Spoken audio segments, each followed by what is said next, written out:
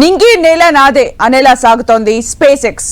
అంతరిక్ష ప్రయోగాల్లో ఇదో సంచలనం. వినూత్న ప్రయోగాలు, ఆవిష్కరణలకు కేరాఫ్ గా మారిపోయింది. క్రూ-9 మిషన్ తో 9 నెలల పాటు అంతరిక్షంలో చిక్కుకున్న భారత సంతతి వ్యోమగామి సునీత విలియమ్స్, బుచ్ విల్మోర్లను సేఫ్ గా భూమిపైకి తీసుకొచ్చింది. టెక్ దిగ్గజం ఎలాన్ మస్క్ మానస పుత్రికగా పేరుగాంచిన ఈ ప్రైవేట్ అంతరిక్ష పరిశోధన ప్రయోగ సంస్థ ఇంపాసిబుల్ అన్న మిషన్స్ ను పాసిబుల్ చేసేస్తోంది. వైఫల్యాలను విజయవాణి మెట్లుగా మార్చి నింగికి నిచ్చెనలేస్తోంది. ప్రైవేట్ మానవ సహిత అంతరిక్ష యాత్రల్ని మరింత వేగవంతం చేసి డ్రీమ్ ప్రాజెక్టులకు వాస్తవ రూపాన్నిస్తోంది.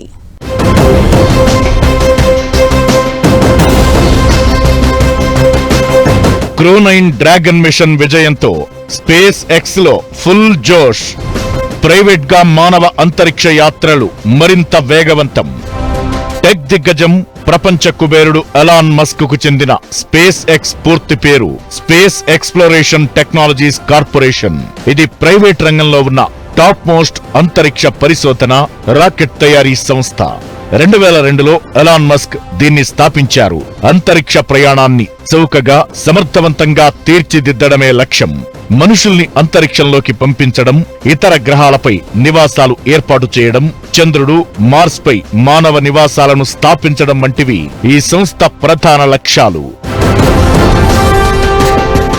ఇప్పటి వరకు స్పేస్ ఎక్స్ ఎన్నో విజయాలు సాధించింది. స్పేస్ ఎక్స్ తయారు చేసిన ఫాల్కన్ 1 అంతరిక్ష కక్షలోకి వెళ్లిన మొదటి ప్రైవేట్ రాకెట్ గా చరిత్ర సృష్టించింది. ఫాల్కన్ 9 అత్యంత చౌకైన పునర్వినియోగ రాకెట్ గా ప్రసిద్ధి చెందింది. 2010 నుంచే ఇది వినియోగంలో ఉంది. మొన్న సునీత విలియమ్స్ విల్మోర్ ను అంతరిక్ష కేంద్రం నుంచి భూమిపైకి తీసుకొచ్చేందుకు వెళ్లిన బృందం ఫాల్కన్ 9 ను వినియోగించింది. ఇక స్పేస్ ఎక్స్ రూపొందించిన డ్రాగన్ క్యాప్సూల్ ద్వారా అంతరిక్ష కేంద్రానికి సరుకులు, వ్యోమగాములను తీసుకెళ్లొచ్చు.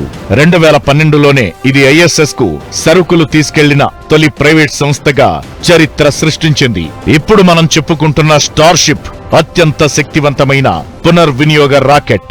అంతరిక్షంలో సుదూర ప్రాంతాలకు సరుకులు, మనుషులను తీసుకెళ్లేలా దీన్ని తీర్చిదిద్దారు. స్టార్లింక్ ప్రాజెక్టు ద్వారా అంతర్జాతీయంగా ఇంటర్నెట్ సేవలను అందించేందుకు స్పేస్ ఎక్స్ కృషి చేస్తోంది.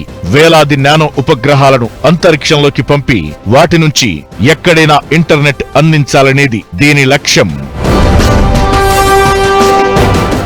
స్టార్షిప్ అనే ప్రోగ్రామ్ మీద చాలా ఇన్వెస్ట్ చేసి ఉన్నారండి ఇప్పటికే. అంటే ఒకరిద్దరు కాదు, చాలా మందిని ఒకేసారి ఎంతో పేలోడ్స్తో, ఎంతో కావాల్సిన ఎసెన్షియల్స్తో తీసుకెళ్లే చాలా అతి భారీ వెహికలే ఈ స్టార్షిప్ అనమాట. దాన్ని కూడా వారు ఇప్పటికే చాలాసార్లు ప్రయోగాలు చేశారు.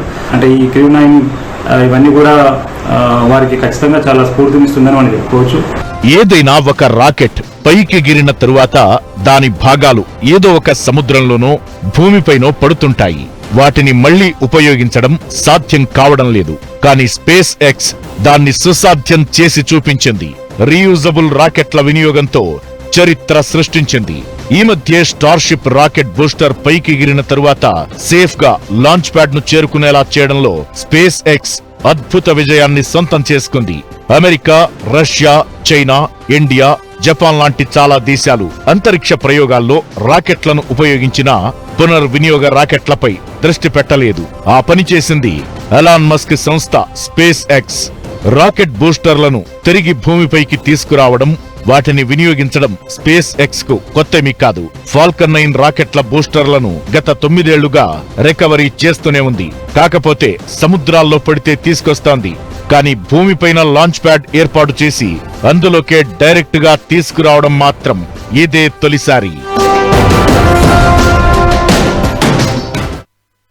నాసాతో కలిసి స్పేస్ ఎక్స్ చేపడుతున్న private machines grand success.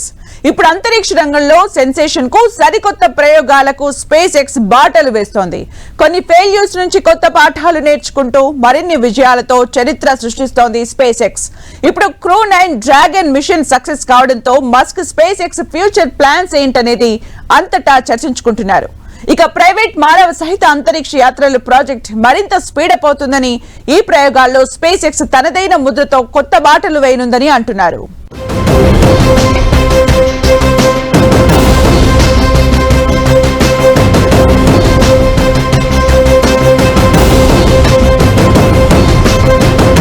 Space X ఒక ప్రైవేట్ అంతరిక్ష పరిశోధన ప్రయోగ సంస్థ. రాకెట్లను సొంతంగా ప్రయోగించడం, అంతరిక్ష యాత్రలు, రీయూజబుల్ రాకెట్ల వినియోగం, డాకింగ్, అన్డాకింగ్, సాఫ్ట్ ల్యాండింగ్, ఇలా చాలా రకాలుగా స్పేస్ లో తనకంటూ ప్రత్యేక ముద్రను వేసుకుంటోంది. భవిష్యత్తులో అంతరిక్ష ప్రయోగాల్లో ప్రైవేట్ కంపెనీల భాగస్వామ్యం పెరగబోతోందనేందుకు స్పేస్ ఎక్స్ చేపడుతున్న బిగ్ అండ్ సెన్సేషనల్ మిషన్సే బెస్ట్ ఎగ్జాంపుల్స్. స్పేస్ ఎక్స్ ఎన్నో స్టార్షిప్ డిజైన్లను రూపొందిస్తోంది. నిజానికి బోయింగ్ స్టార్ లైనర్ లో గతేడాది సునీత విలియమ్స్, బుచ్ విల్మోర్ అంతరిక్ష కేంద్రానికి వెళ్లి తిరిగి వారం తరువాత తీసుకురావాల్సింది. కానీ స్టార్ లైనర్ లో సాంకేతిక సమస్యతో అనుకున్నట్లు జరగలేదు. ఆ తరువాత మొన్న ఫాల్కన్ 9 ను పంపి క్రూ 9 డ్రాగన్ మిషన్ తో వీరిని భూమికి దిగ్విజయంగా చేర్చగలిగారు. అంటే ఒక స్పేస్ క్రాఫ్ట్ లో అంతరిక్షంలోకి వెళ్లి మరో స్పేస్ క్రాఫ్ట్ లో సురక్షితంగా తిరిగి రావచ్చన్న స్పేస్ ట్రావెల్స్ షటిల్ సర్వీస్ ఐడియాలతో కొత్త బాటలు వేస్తోంది. ఈ యాత్రలో సునీత విలియమ్స్ 2 సార్లు స్పేస్ వాక్ చేశారు. స్టెమ్ సెల్స్ సాంకేతికత, క్యాన్సర్లకు పరిష్కారం, అంతరిక్షంలో మొక్కల పెంపకం సహా వ్యోమగాములు 150కి పైగా ప్రయోగాలు చేశారు. ఈ కృషి పరిశోధనలు భవిష్యత్కు ఎంతో ఉపయోగపడతాయని స్పేస్ ఎక్స్ భావిస్తోంది. ఆర్టెమిస్ అనే ప్రోగ్రాం ద్వారా మళ్ళీ చంద్రమండలం మీదకి వెళ్ళాలనుకుంటున్నారు. అయితే ఈసారి కేవలం వెళ్ళి రావడమే కాదు, అక్కడ పర్మనెంట్ గా స్థావరాలు ఏర్పరచుకొని అక్కడ హ్యాబిటాట్ ఏర్పరచుకొని అక్కడ పరిశోధనలు చేసి చంద్రుడిని ఒక మజిలీగా పెట్టుకుని ఇంకా ముందుకు సూర్యాస్తమయానికి వెళ్ళే ప్రయత్నం అమెరికా చేస్తుంది. సో ఖచ్చితంగా ఇవన్నీ కూడా స్పేస్ ఎక్స్ మధ్యలో ఉన్న ప్రాజెక్ట్స్ అని చెప్పుకోవచ్చు. ఇప్పుడు స్పేస్ ఎక్స్ లక్ష్యం కేవలం అంతరిక్ష యాత్రలకు మనుషుల్ని తీసుకురావడం మాత్రమే కాదు, భవిష్యత్తులో చంద్రుడు, అంగారకుడు లాంటి గ్రహాలపైకి ఇంధనాన్ని, మనుషులను చేర్చడం, అక్కడి నుంచి మళ్లీ సురక్షితంగా భూమికి తీసుకొచ్చేలా స్టార్ షిప్స్ అభివృద్ధి చేయడం. ప్రపంచంలో ఎవరూ వాడని స్పేస్ షిప్ల టెక్నాలజీ స్పేస్ ఎక్స్ సొంతం. దీంతో భవిష్యత్తులో అంతరిక్ష యానం అనేది చాలా ఈజీ కానుంది. మస్క్ కంపెనీ ఈ స్పేస్ టూరిజం కాన్సెప్ట్ ను సమూలంగా మార్చేయబోతోంది. స్టార్షిప్ అనేది అత్యాధునిక స్పేస్ క్రాఫ్ట్. దీని బరువు 150 మెట్రిక్ టన్నులు. ఇది ఒకేసారి 100 మందిని అంతరిక్షానికి తీసుకెళ్లి మళ్లీ తిరిగి తీసుకొస్తుంది. అంతేకాదు, భూకక్షలోనే డాకింగ్ పద్ధతిలో ఇంధనాన్ని రీఫిల్ చేసుకోగలగడం దీని ప్రత్యేకత. భూకక్షలో ఇంధన ట్యాంకర్లను పెట్టి అక్కడే ఇంధనాన్ని ఫిల్ చేసి అక్కడి నుంచి స్పేస్ లోకి వెళ్లి మళ్లీ తిరిగొచ్చేలా కూడా ప్రయోగాలు ఊపందుకున్నాయి. అప్పుడేదైనా స్పేస్ క్రాఫ్ట్లకు ఇంధనం కొరత ఏర్పడితే భూమిపైకి రావాల్సిన అవసరముండదు, భయపడాల్సిన పనే లేదు. ఇది ఒక్క స్పేస్ కే కాదు, చంద్రుడు, అంగారకుడు లాంటి గ్రహాలపై కూడా వెళ్లి రావచ్చు. అక్కడి నుంచి మరిన్ని పరిశోధనలతో భవిష్యత్ స్పేస్ టూరిజాన్ని, గ్రహాల అధ్యయనాన్ని విస్తృతం చేయొచ్చనేది స్పేస్ ఎక్స్ వినూత్నమైన ఆలోచన. అందులో మధ్యన కొన్ని అడ్డంకులు ఎదురు కావచ్చు, కానీ సక్సెస్ రేట్ బాగానే ఉంది. దీంతో రానున్న రోజుల్లో స్పేస్ ఎక్స్ ఇంకా వండర్స్ క్రియేట్ చేస్తుందనడంలో ఎలాంటి సందేహం లేదు.